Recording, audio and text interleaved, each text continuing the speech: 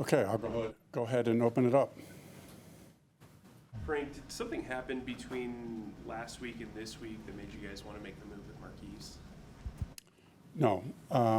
Well, excuse me. He did have a little setback, when he went out and tested it the one day. He just had a little setback. So, yes, the answer to that question is a definitive yes.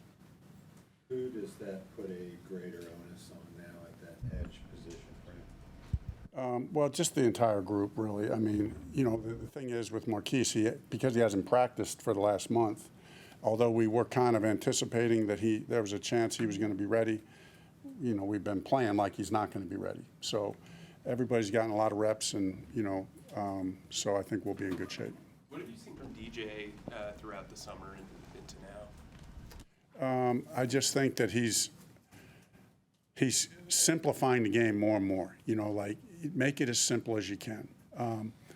Yeah, in many ways, things are complex out there, but the whole key to playing fast is to keep it simple. Get your one or two moves that you got, know what you do well, do that over and over again, and that's going to be good enough. You don't have to be Superman. He's got great physical ability, so it just comes down to keeping the assignment simple and playing hard. But how do you impart that to a guy that I'm sure comes in as a rookie and wants to play? You know what I'm saying? Like he wants That's a great question. And the good news is, EJ and Tim and Dom Capers, you got a lot of good coaches there just pounding that into him for the last month or 2 months or 3 months. But listen, we're all in process, every one of us. Whether this is our 13th year or our first year, every player is in process. DJ's in process. We like where he's going, moving along, but he's got to be comfortable with that. And we have to be comfortable that he's in process. You don't arrive overnight. It just doesn't happen. So we got to be patient as well. At defensive end, how is Deshaun Williams looking, and is he ready for a bigger role? Deshaun looks good. He has experience in the system. Leader, effort guy, has a knack of making plays, so excited about the role he'll play. He was supposed to play a pretty big role in this defense, and with him being out the first 4 weeks, you seem pretty, I guess your experience in the league allows you to take these bumps in the road, but how do you handle that type of fluctuation during a game week? Yeah, it's just the next man up, really is. You have to take that mentality. This league hardens you. It hardens you, right? Life hardens you. You go through a lot of, and we've all been through this before. So, and I think it does help that he hasn't practiced. This isn't an all of a sudden thing. So I think those are two big things. Frank, you talked about being in process. When you first arrived, you talked about in order for you to win on the field, you had to fulfill your multiple, I believe it was 5 points of success. So where would you rate the team and where you're going right now on a 1 to 10 scale, and why with those points of success? I think the bigger thing, it's this early in the year without having played a game. I'm not sure I want to put a number on it. What I would say, what I am comfortable saying, is that on that continuum that you're talking about, we're moving in the right direction. We're about to find out what number. We're about to find out where we're at. But you really don't know until you start playing the games. Smith Marsette's been here about a week now. How does he look, and what role do you? I'm sorry, the first part? Smith Marset has been Yeah, here about a week. he's looked good. Looked good. What kind of role do you expect for him? We'll work him in slowly. Obviously, we'll work him in slowly, but he'll provide depth at receiver. Could have a role on special teams, and so that's a lot of times those fourth and fifth receivers, you need them to play on special teams as well. Frank, I know the last time we talked to you, you were still kind of weighing right guard. Have you made any, clarity on that, and how will this week work in practice? Yeah, no, that's a fair question.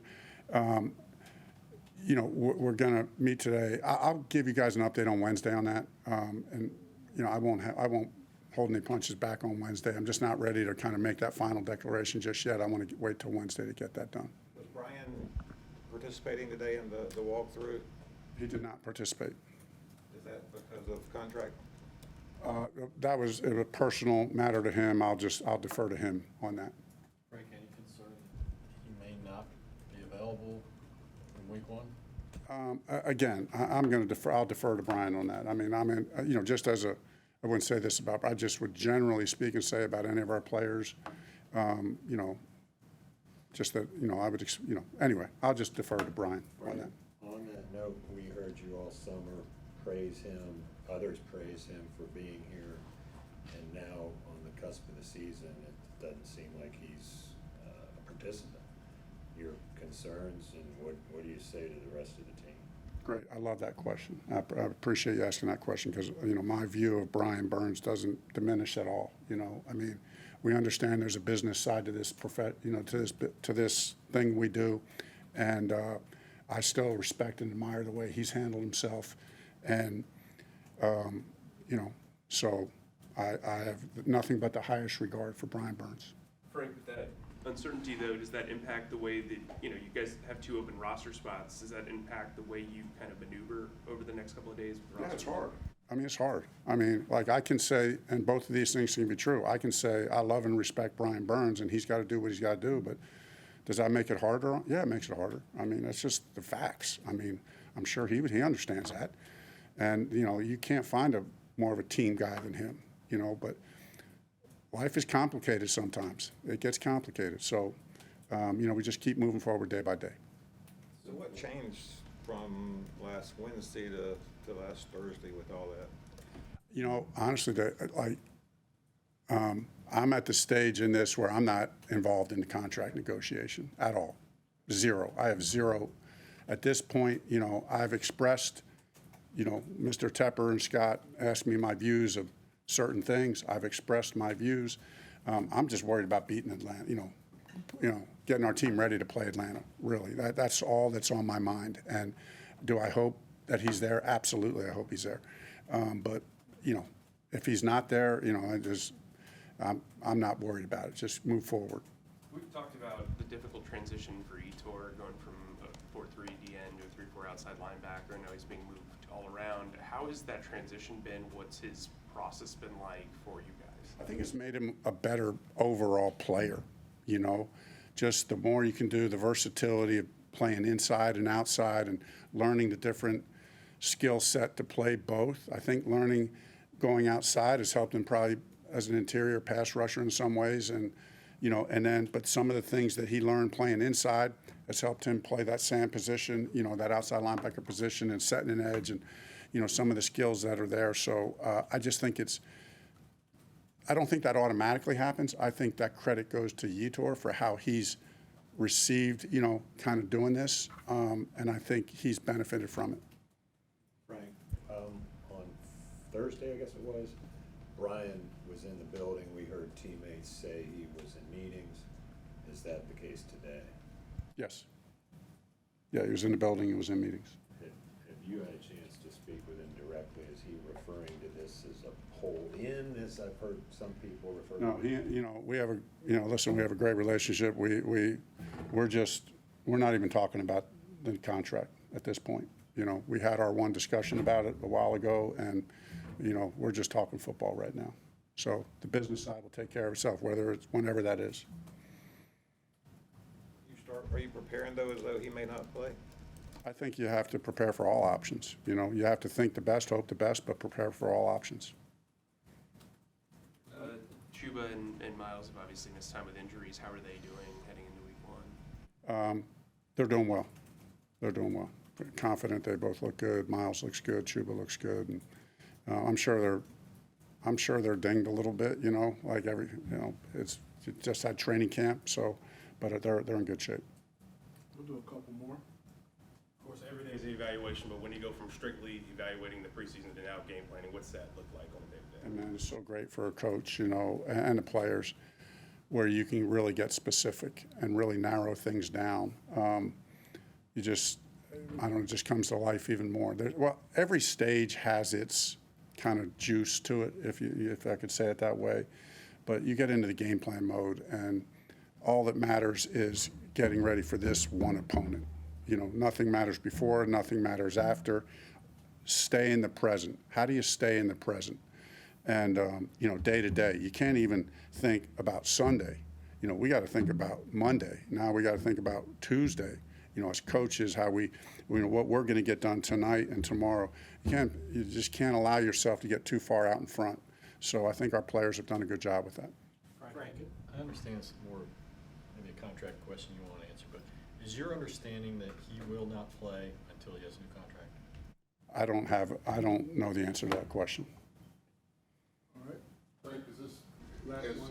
As far as all the game preps, as you were just talking about getting prepared for just one game, is this the toughest week of the year because of having seen pretty much nothing in the preseason, everybody kind of keep everything close to the vest? This is the hardest one to get ready for? There is a uniqueness to this week that does make it difficult. They have very few reps with their starters. They have a new defensive coordinator. Sure, he came from New Orleans, so they're going to run a hybrid. They're going to run some system, some variation of what New Orleans defense is. I'm sure he'll put his own twist on it. So that does present unique challenges for sure, but they obviously have this, they're dealing with the same thing. So it kind of, it's all equal. Yeah, Frank, I'm curious how you kind of seize upon the advantage that you may have where there is so much change in this organization that you can kind of spring some stuff on them as well. Yeah, I mean, that's certainly part of it. And as you guys know, we held back, a fair amount, in the preseason as far as what we put on tape in preseason games. Listen, it's not we're going to come out there in a totally new offense and they're going to just roll over and say we give up. You know what I mean? But it just takes, in this league, it just takes about 10 plays. If you can have 10 things that they haven't seen, that you maybe give your players a little bit of a competitive edge. But the whole key is, and we talked about this as a team, okay, we'll have a few new wrinkles that we're going to show that they haven't seen on tape. But you still got to execute. We still got to execute. Just because you run a new scheme doesn't mean it's going to work. They're going to run a few new wrinkles as well. And so I can't wait. It's challenging, it's fun, it's exciting. Frank, It's the last one. do you think, do you know whether Brian's situation is tied at all to Nick Bosa's? I do not. In terms of wanting Yeah. to see what Bosa gets? Yeah. I do not know the answer to that question. All right, thanks, Coach. Thanks.